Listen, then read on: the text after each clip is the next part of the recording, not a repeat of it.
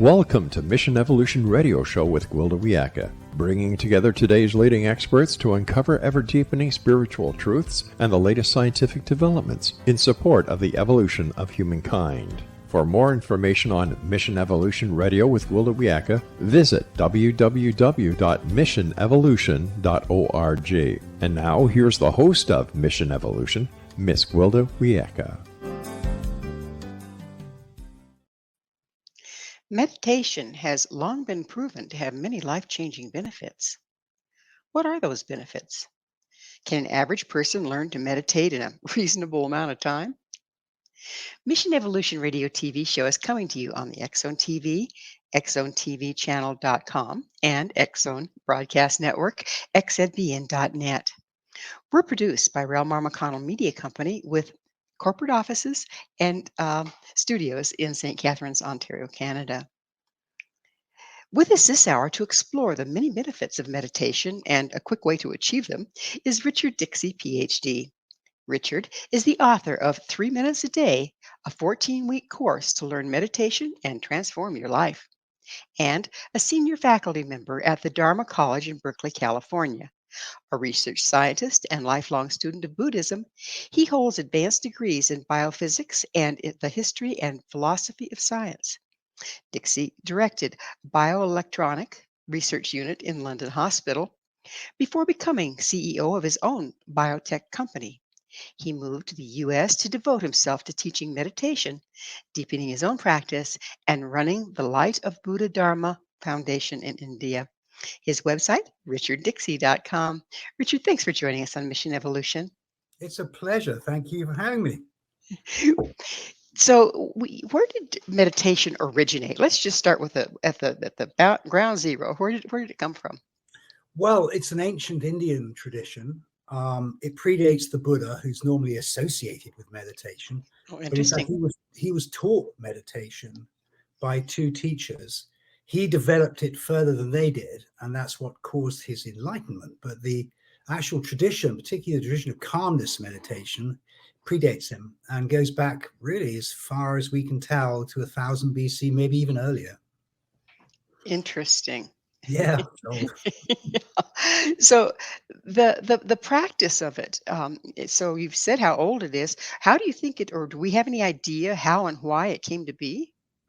Yeah, I think really from the time human beings began to look at their experience as experience, and this is true in both the European Greek culture and also in ancient India, they began to realize there were elements of it that needed training. And really meditation is about looking at your experience as experienced and then going, wow, are there things here I could improve? Are there things I could do? And this basic understanding is what lies behind the so-called Dharma traditions of Asia, which is to say are really ancient. And what's amazing about them is they're unbroken. So we have meditation lineages that literally go back 3,000 years. And they're unbroken, unlike all of our Western traditions are all broken by the Reformation and Counter-Reformation. These are not. And so we can have access to really interesting insights. And I think these insights arose when human beings were first examining their world. And so you see in the Greeks, Socrates and the pre-Socratic philosophers and all that. And in India, you see the Buddha and the great meditators. And really the tradition just developed from there in India and really was developed extraordinarily deeply in the medieval period. And we have access to all of this through the Asian and Himalayan traditions. Another ancient form, of course, is shamanism, and they use journey work rather than, or a trance-like state rather than a meditative state. Could you please tell us the difference between meditation and trance? Yeah, well, I mean, obviously, I'm not a shaman, so I can only speak partially to this.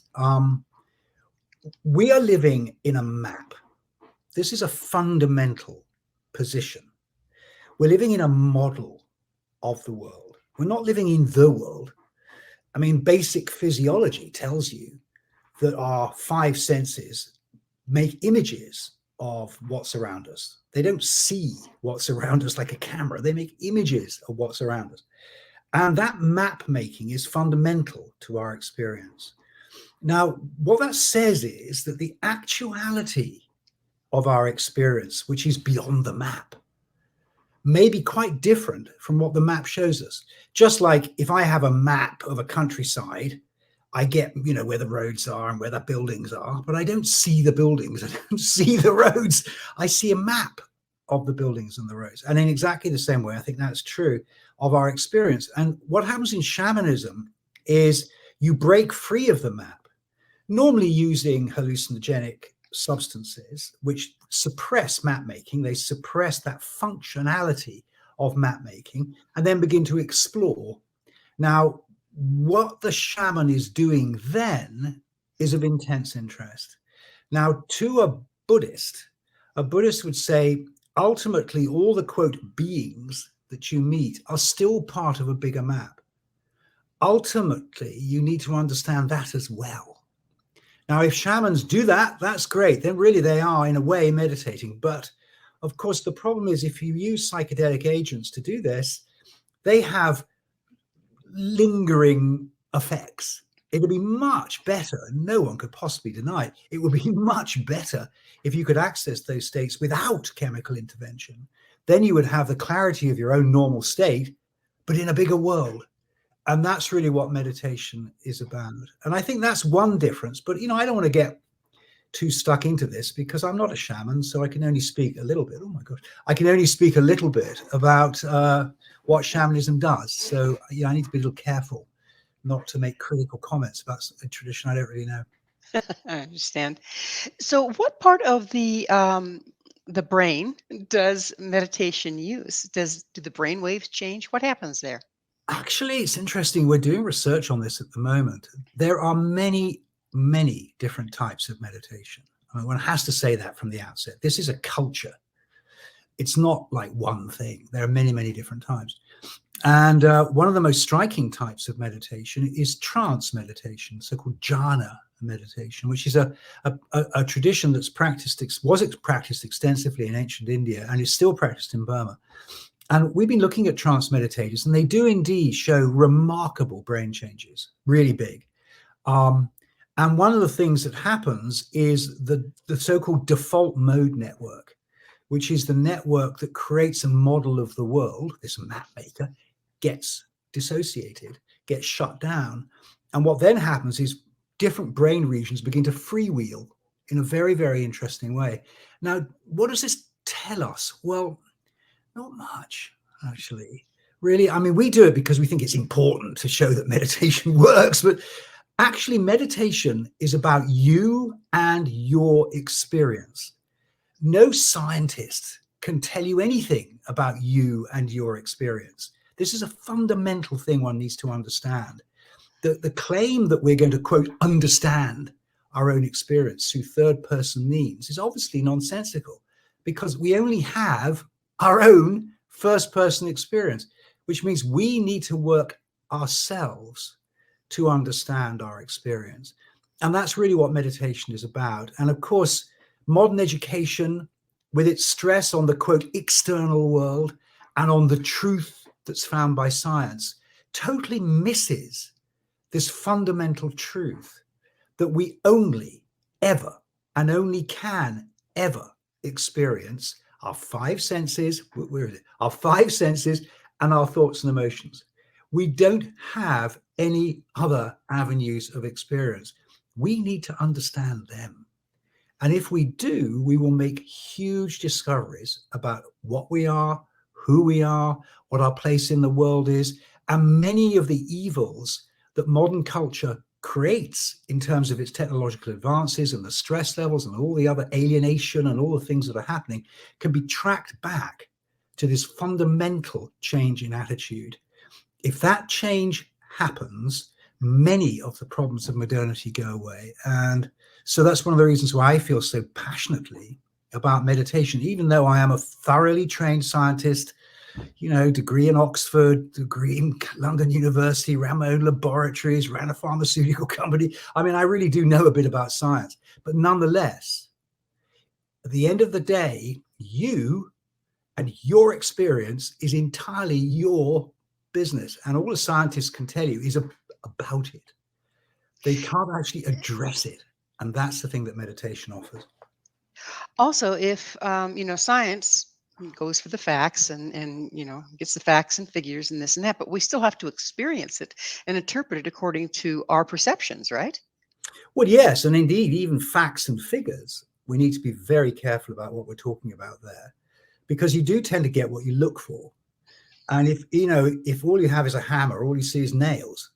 And the truth is that science is very like that, and any decent scientist will tell you this, that they're exploring avenues that open to them because of the techniques they have. They're not necessarily the only avenues that exist. It's just the ones they have. So one needs to be really careful of using the word truth in the same sentence as science. Science is giving us a model, another model of the quote world. The problem is the model that science gives us of the world is of a world we cannot experience. It's entirely in the third person. And this is very problematic. And of course, now as very sophisticated technology is emerging that can manipulate our perceptions in a sophisticated manner, particularly mobile phone driven advertising, now artificial intelligence, we're seeing massive alienation. And this is because there is not a basic understanding of our own experience. And without that basic understanding, modern technology is destructive and is destructive of people's well-being. They may be more efficient, but they're not going to be happier. And indeed, the happiness index has not improved, even though people's economic circumstances have improved, their health outcomes have improved, the amount of material and possessions they have increased. All these metrics have got better, but for one, happiness. And that's because until you understand your own perception, how can you possibly make access to happiness in a lasting manner? You'll have fleeting moments of happiness, of course, but there's something fundamental about how we map the world that needs to be understood. And if we can understand that, we can make a better life for ourselves, which is really the only people who are ever going to. And yet, technology and our educational system and everything else has us looking outside of ourselves That's for right. the answers. And I know that we're about out of time in this segment, but when we come back, I'd like to talk about the increase in teen suicide. I mean, it is epidemic proportions, apparently, and adult suicide for that matter. How does that relate to what we're looking at here and how we've lost touch with what's in here versus what's out there? Mhm. Richard and I will return shortly, so don't go away. This is Mission Evolution, www.missionevolution.org. Can the ancient practice of meditation help with today's complex challenges? With us this hour discussing the benefits of meditation is Richard Dixey, the author of 3 Minutes a Day, 14-week course to learn meditation and transform your life. Richard, we were talking about how suicide and disassociation and disconnection has started to run rampant in our society. And how does that relate to the lack of meditation, or how can meditation help that? Well, to address this question, we need to get basically to this mapping business we were talking about a moment ago. Now, we have a very interesting word in our common language. We say we recognize. When I meet someone I know, I recognize them. I cognize them, then I recognize them, okay? There is an understanding in the common language. There is some reflexivity that happens in knowing something. Now, you can actually measure this. And it takes about 400 milliseconds, click, click, for a recognition to occur in time. That means that when you look around the room where you are sitting and you recognize everything in it, you are about click, click behind the actuality of that room at all times, which means we are significantly behind, quote, reality at all times. Now, in fact, there's an amazing video on the internet of this guy who's nearly hit by lightning. And he's walking across a sort of, rainy quadrangle or something in the southern states of America. And there's a lightning strike and he struggles and picks up his umbrella and runs on. When you slow the film down, he's walking at about 2 steps a second. The lightning strike happens, whites out the screen. He takes another whole step before reacting. he is half a second behind reality. We all are. Now, what happens in that half a second? Well, recognition happens in that half a second. Recognition is map making. Now, here we have a very interesting thing. How do we recognize? We recognize because we knew it before. In fact, what advertisers are always trying to do is to program us. So when we see an object they have spent a lot of money putting into our heads, we recognize that object and associate it with either wanting it or buying it or whatever it is they're trying to sell us. Now, this process is almost automatic. Unless we understand it, unless we get behind recognition, we will feel our agency being taken from us by sophisticated techniques like this. Now, with the advent of mobile phones, and particularly with the advent of large data, the ability to manipulate people's awareness has got more and more and more sophisticated. And this is coupled, as we talked about earlier, with an educational system that says you as an individual don't matter. All that matters is the, quote, external world, whatever that might be, whatever we're going to tell you about it. Those two factors together lead to a profound sense of alienation. You're told you don't matter, and all the time you're being dragged this way and that by things that you didn't choose. Now, those two forces together are profoundly alienating. And indeed, people land up going, my life has no meaning, my life has no value, I am nothing, I don't matter. And the next thing that can happen in such a circumstance, and this is also recognitive, is that ideas about ending it all and suicide and romantic ideas, you know, samurais and all this romantic ideas of ending it all become extremely pervasive and persuasive, and sometimes people take action. That's the fundamental root cause of this whole problem. Now, we need to allow people to take ownership of their experience. Now, this is not flat earth talking. Of course, there are people who say, I have the right to believe whatever I like, you know, it's my free will, all this nonsense. That is not what we're talking about here. We're talking about getting a grip on our attention. The proper word is adverting. Our attention is being adverted left and right by advertisements. And so if let me back up a little bit so we're on the same page here. So is because electronics and artificial intelligence can move very, very quickly, is it sliding in that little place where we recognize things? Yes, of course. If I have a computer that can track everything you bought, I can then tailor an advert to trigger your recognitive mechanism to want something. And that's exactly how personalized advertising works.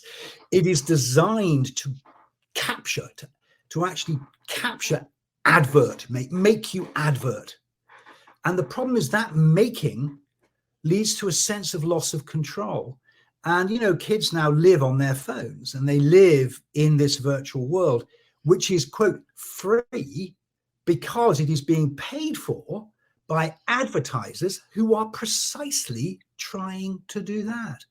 So people land up in an extreme form of living other. Now, really, humanity has always known that we live other. If you read autobiographies, often people will say, you know, I've lived this long life, but somehow I was never me. That's because even in society, the same thing is happening.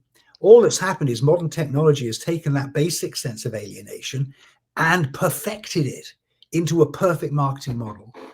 But the effects on people are to have profound self-alienation, lack of self-worth.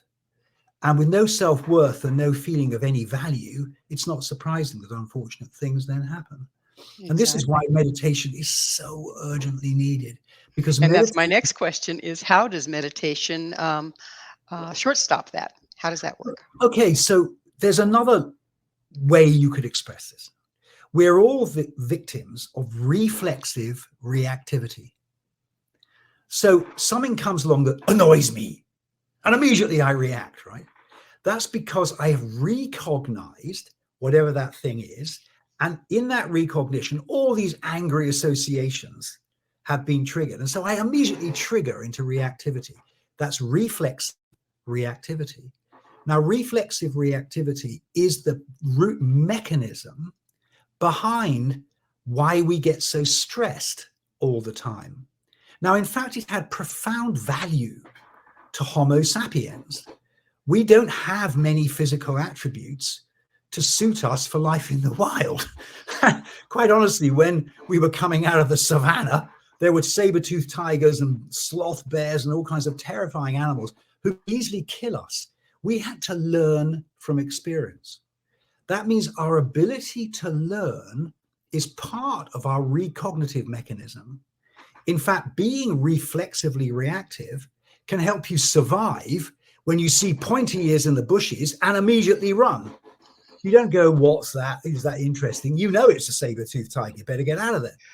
So we are inherently paranoid, and our learning mechanism is paranoid. It's designed to protect us.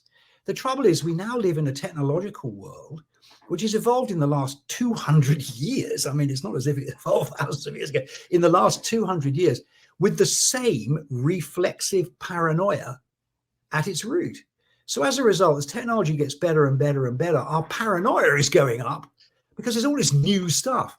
And now we have politician after politician fantasizing about the good old days, great again, whenever it was. You know, we've got to go back to some golden age where everything was fine. This is all a reflection of the increasing alienation we're suffering from as economic, social, technological, and environmental phenomena all going to change at the same time. This reactive mechanism is going nuts. And of course, let's if we go into our reactive, not if, but when we go into our reactive mechanism, are we indeed kind of jumping into a different reality, a past reality versus exactly what's going on right now? We're jumping into a map. And that's our past reality. We build that on our past experience. One thing that and I'll get on to meditation in a second, but just one more thing to say. A lot of people associate meditation with consciousness, you know, universal consciousness, all this sort of talk. This is utterly ridiculous. If you learn to drive a car, you start off very conscious of your fingers on the wheel and where the buttons are and everything.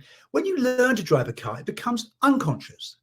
That's to say, learning things makes you less conscious of them, not more conscious of them. It's absolutely the reverse of what you would expect. And that's because what you're doing is you're incorporating that learned skill into a map. So your map then includes how to drive, and your map includes how to play the violin or whatever your map happens to be. Now, if you're unconscious of that map making, you are in many ways living in a model of your own life, not in your own life. You're in a model of it. Now, that's fine as long as nothing changes and everything's hunky-dory. When change comes along, your model doesn't work anymore. Then there's like, oh my gosh, what am I going to do? I can't make sense of my environment. That's the stress. And of course, every year that goes past, there are massive changes happening. So people's models are being stressed because they no longer know how to live. And as I say, there's this great, sort of romantic idea about some past utopia that we're now losing. This is such a common element of political discourse, totally based on a misunderstanding of our own cognition. Now, what does meditation do? Meditation, part one, understand your own attention. You have to understand how attention works. If you don't understand it, your reflexive reactivity is going to pull you this way and that way because that's how it works in reality. So how is attention trained? This is the first step in meditation. Now, this is where there is an enormous and incredibly helpful key from the ancient culture. Attention has two parts, not one. Now, all of us have been trained to pay attention. It is a feature of contemporary education. Pay attention, pay attention, look at what you're doing, concentrate, pay attention. This kind of attentiveness is called, it's brittle. It's the ability to focus on one thing to the exclusion of everything else. It's brittle. In the ancient culture, it's called vitaka. Now, this brittle ability to hold attention is fine, but the moment something comes along that grabs your attention, it's broken. So people say, I try to meditate, but then someone slammed a car door and I had to stop, and, or thoughts come and they bug me and I can't, I have to kind of shut everything down. But there is another element of meditation. We're going to have to pick up on that element of meditation on the other side of a quick station break. No problem. Richard and I will be back to continue our discussion, so please stay right there. This is Mission Evolution, www.missionevolution.org. Can meditation transform your life? This is Mission Evolution, missionevolution.org. With us discussing the many facets of a meditation practice is Richard Dixey. His website, richarddixey.com. Richard, so far we've looked at how our brain works, in that there's this little gap between when an incident happens and when we perceive it or map it out. And it's that little gap that all of the media is getting into to redirect our wants, needs, desires. And then we're also talking about how it is demanding our attention and eroding our situational awareness and our sense of ourselves in the world or within ourselves. So how can meditation shift that? So that very precise summary. Thank you. So I've been talking about vitaka, which is the ability to place your concentration on an object. But it's brittle. Most people think that's what meditation is. You look at an object and you try to keep your attention on it for as long as possible. But unfortunately, if you just think that's what meditation is, you fail. Because a car door slams, someone talks to someone, a drill starts, whatever, you're immediately broken. Life happens, right? Life happens. But there's a second element to meditation that's incredibly important here. It's called vikara. Now, vikara is the ability to savor an object. Now, savoring is also concentration. That's to say, if you're going to savor something, you have to have it in your mind, or you can't savor it, right? So literally, vitaka, the ability to avert your attention, is like picking up a cup of coffee and putting it to your lips. Vikara is tasting the coffee. Now, if there is one thing that is characteristic of modernity, it is that we no longer taste the coffee. We're so busy going from one thing to another. We gulp our food. We consume experience relentlessly because our vitaka is overstimulated by advertising and our vikara is undeveloped. So the first step and the vital step in becoming non-reactive, that's to say you still have events happening, but you're no longer reflexively reacting to them. You have found what is called your center, is to develop vikara. Now, vikara is normally developed by concentrating on a changing object. If an object changes, you can no longer advert to it because it's changing. You have to move with it. And that moving with it, it's like dancing or something. You're dancing with the object. I like to use the sound of a fading bell. So you take the ear gate, which is one of our five senses, you listen to the bell as you hit it, and then as the bell fades, you follow the fading sound. And what happens in the end when you get good at this is you'll find yourself listening to nothing. You have become concentrated without an object. Now, this is a fundamental ground zero of successful meditation. So when we think about our young folk, okay, the up and coming generation, they grew up in this electronic age. They did. And do you think that, you watch one of them on a computer, it's like, whoa, they can be so fast, with their games and their this and that. But is that because they never learn to savor and they just have to keep speeding up the stimulus in order to fulfill themselves? No, I come from my kids are now 20 and 21, and we bought our first iPhone when it first came out in 2008. You got to remember the iPhone only came out in 2008. We bought it in Hong Kong.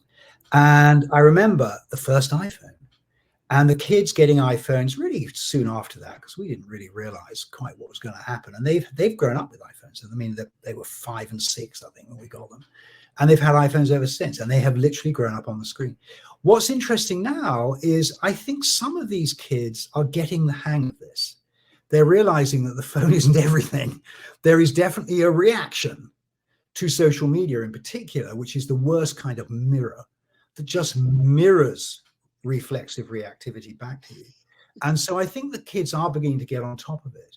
But generally, if you look at modernity and you look at social and economic circumstances, it is quite clear that this is a huge issue.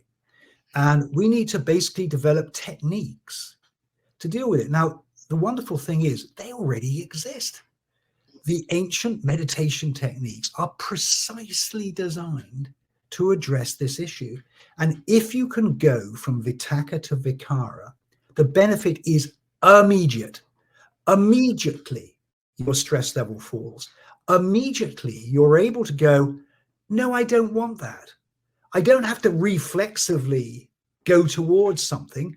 I can appreciate it and say, do I want it or not? Your agency is returned to you. Does it bring you more into the present moment versus that delayed reaction place? Well, okay. So what do we even mean by the present moment? There's a very interesting question, isn't it? Because well, you mentioned that we aren't present because there's that quick snap, right? Yeah. But of course, when you start going the present, it leads to a great enigma, which is enormously interesting and explorable in meditation. What is time? What are we actually talking about when we say the present moment? Do we mean the femtosecond, the attosecond, I don't know, the Planck interval? What is the present moment actually? And the only way you're ever going to address that is in your own experience. Okay, a physicist can tell you what the present moment is, but that's not actually your present moment. That's a metric that's being used in a technological device. What is your present moment? Now, this is where time gets very interesting, because you realize that time, as in past, present, and future, is part of the map. It's not part of actuality. We all have many experiences where time stops. That's because suddenly we have an experience that's beyond our mapping. We may be in awe or surprise or shock. There are many places where time stops. But what we actually mean by that is experience as experience starts. Experience starts when time stops. Time is part of the map. It's not part of our actuality. And again, that's the breakthrough that begins to happen to meditators. They find access to, you could say, the eternal present, to some timeless engagement with actuality that is not mapped recognitively by what they already know. So as a result, people become more creative. They make better choices. They become kinder. They become surprising, because you can no longer really predict what they're going to do next. They don't know what they're going to do next. They're not in a map. They're not fulfilling an obligation to a map. Are these maps starting to break down presently? It seems like everything's up in the air, everything's moving really quickly, and everybody's off balance. Is it the maps are failing us at this point? Yes, the maps are failing. And the maps are failing because the maps are essentially reactive and based in the past. And as long as the present is accelerating in its change, the past no longer accurately maps it. So people feel a gnawing sense of paranoia. Now, as I said, the map is paranoid. So the only news that we read is bad news. I am more interested in an earthquake in Alaska than I am in some nice person helping someone across the road outside my window. Why is that? What's wrong? Now, people say, oh, I blame the media. The media are manipulating. Not anything to do with the media. It's because the map is paranoid. And all the map is going is, do I need to change anything because there was an earthquake in Alaska? So I read the article. Now, of course, as a result, all of our news feeds, which again coming at us day and night, are bad news. We are literally bombarded with bad news. But if you were to do a statistical survey, you would find the good news outnumbers the bad news magnitudes to one. It's just nobody reports it. Nobody reports people helping each other across the road. That nobody reports the fact that when there's an accident, complete strangers stop their car and run to help people out. Nobody reports the good news because we're not interested in good news. We're only interested in bad news. And does that have to do with the paranoia? Yes, it's paranoid. That preoccupation with the bad news is because of the paranoia. Yes, of course, because the reflexive recognitive mechanism evolved in Homo sapiens to save us from predatory animals and difficult situations, because we're not covered with fur, we don't have big fangs, we're not able to defend ourselves, we have to be clever. So it is that mechanism that has taken us from the savannas to driving around in cars. It is that very same mechanism. So I'm not saying it's an enemy. It needs to be understood.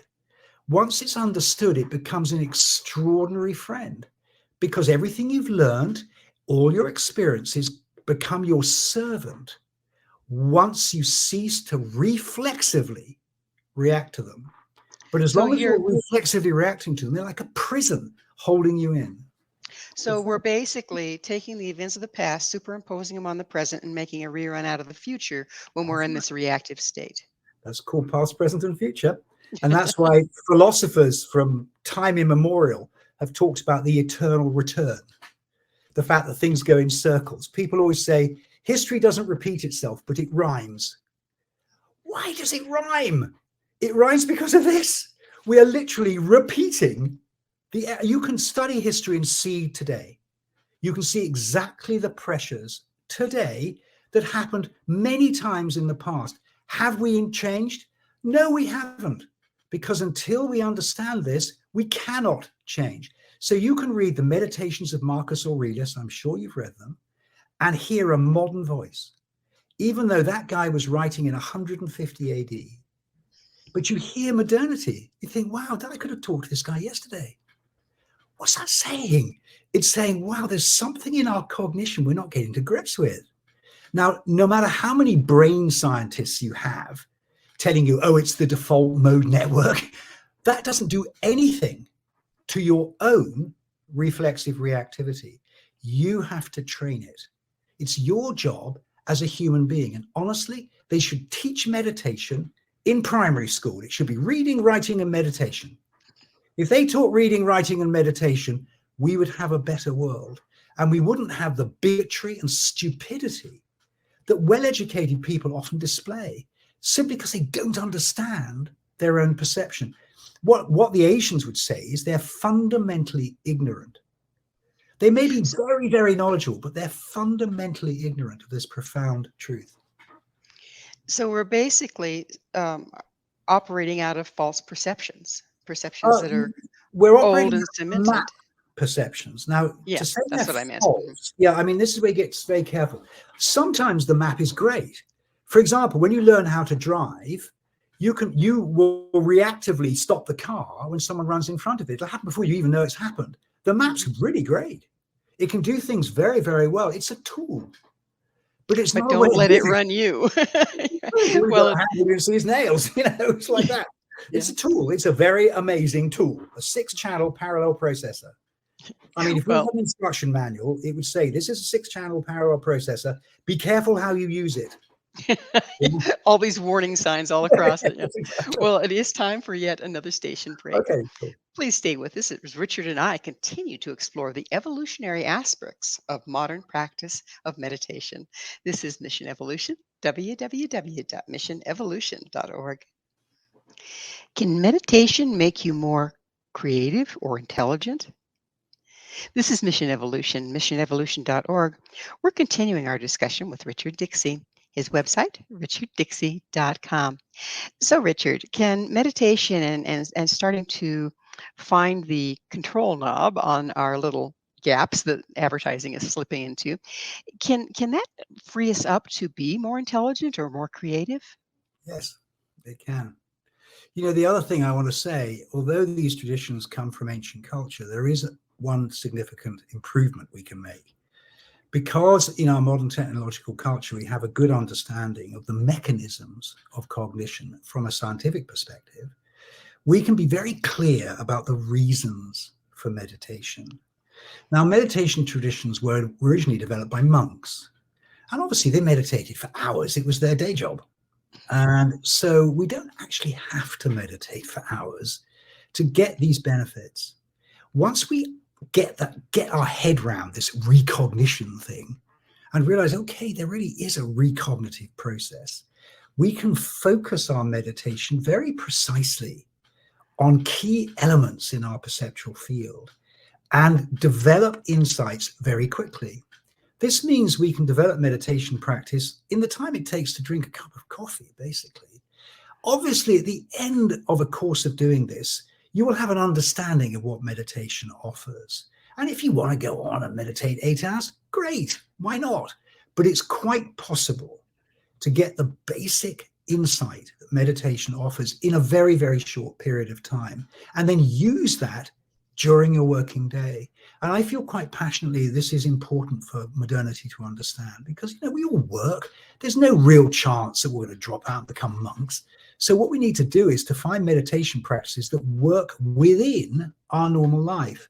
And that's what informed this book that I wrote. I'm trying to find ways, because, as a scientist who worked in cognition and worked looking at brain function, I thought it was very interesting that we can see a parallelism emerging between the meditation traditions taken from the subjective pole and scientific cognitive psychology taken from the objective pole. And we can now use those insights and guide our meditations. So it's possible to develop these practices very easily. And if we do develop them, we find all kinds of benefits, because our reflexivity limits our choices. Now, we all know as we get older, we get, quote, wiser. What that means is when we know something works, we know it works because we've done it 100 times. But we get more and more rigid because we know what works and we don't want to look at anything else. Those two things go together. That rigidity is because the map making has enclosed us into a way of living that's worked for us and we're not going to change. Conservatism, it's called it politically. And the problem is that kind of rigidity, whilst it is great for solving the problems that come up again and again, it is not great in dealing with change. And so much creativity is where something novel arises and a novel response is given to it. Not yesterday's response going, what is that? But a novel response. And that novelty is something that meditation develops.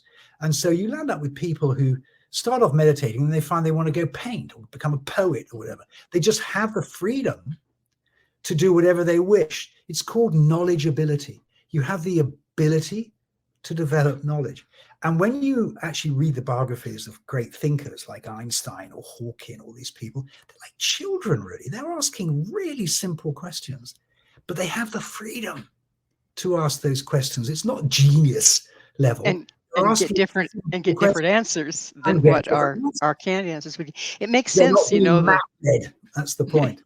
Yeah. It makes sense given, you think about some of the words of the great masters, be ye as little children, okay? Yeah. Isn't that what this is talking about, is embrace every experience outside of the map? Yes, and Zen mind, beginner's mind. Have a beginner's mind. Mm-hmm. But we need to develop this faculty. That means we do need a practice, particularly to develop Vichara. Vichara is the most important key to the whole thing. Once and again, for our audience, Vichara is the ability to savor, to really experience something, versus just see it. There's a really nice metaphor, actually. If you have a glass of water with a bit of dust in it and you shake it up, because you're always turbulent, you're always reacting to everything, so you're doing this the whole time, the water will be turbulent and it'll be full of dust and you won't be able to see clearly. The first step is to overcome reflexive reactivity. And it's a bit like putting that glass of water on a shelf, and gradually the dust settles and the water becomes clear. Now, clarity is called pasana in in the ancient language, and vipassana is to see clearly, to discriminate clearly, and it is the fruit of being less reactive. You see clearly. Actually, our wisdom is innate. We don't have to be taught insight. We discover insight when we cease being reactive. It's our innate life. And that's why young children will be so perceptive, because they're not being stirred up by a mental map because they haven't got one. They'll suddenly go, Daddy, why do you do that? Oh my God, and that's the ability of young children. They see clearly. Now, they may not know what they're seeing, but they see clearly. Now, this is a capacity of mind we all have. We can all develop it at any time in life. And through seeing clearly, we make better choices. We're not driven by the past. We're able to reassess our circumstance. We're able to choose more wisely.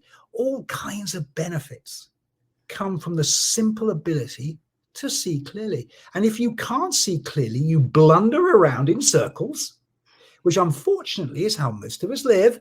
There's a lot of blundering going on, yes. Yeah, repeating the past, repeating the past, repeating the past.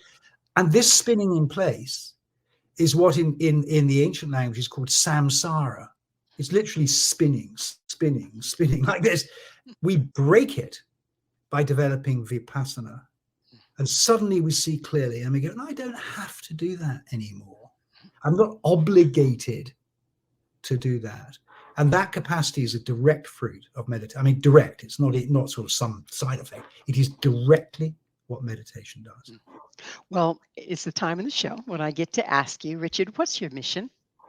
Oh, my mission is to teach meditation to as many people in contemporary conditions as I can.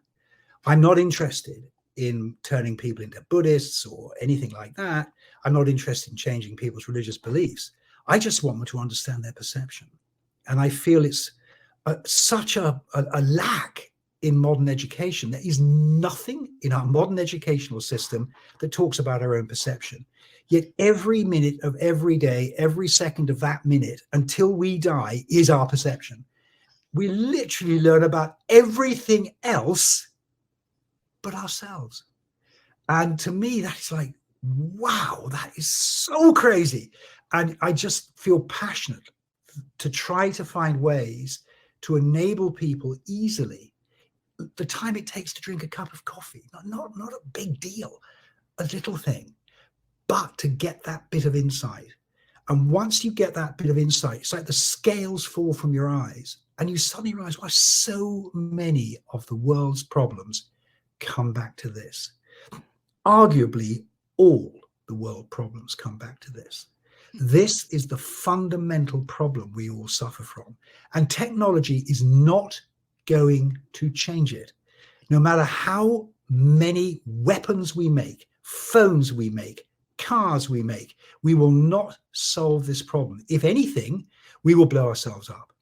And so this is something really, really important. And, I just felt when I retired from running my company, this is what I want to do. I want to find ways of opening this door. It's only a small door, but it opens into a new world, a world where you are no longer reflexively reacting, where you are seeing clearly what is happening around you and making good choices.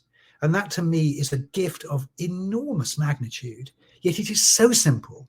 And the amazing thing is, it's there in these traditions. It's not like I have to make it up. I didn't invent any of this stuff. I'm not trying to be original with regard to it. All I'm trying to do is to take these traditions, take away from them any religious connotation, express them in modern language and present them to modernity and say, look at this. And that's my wish. Here we have a key. I'll be happy. That'd be good. That's a very, very worthwhile mission. And I know there are some steps being taken to include meditation in schools, and they're having amazing results. Yeah. So instead of going to the principal and being put in detention, they're sent to a quiet room and where everybody's meditating. Yeah. And it's just changed things amazingly. I had someone on the show that described that. It was just amazing. And of course, that type of mindfulness meditation is right on the border of what I'm talking about. With the understanding of mapping, mindfulness becomes a way of living.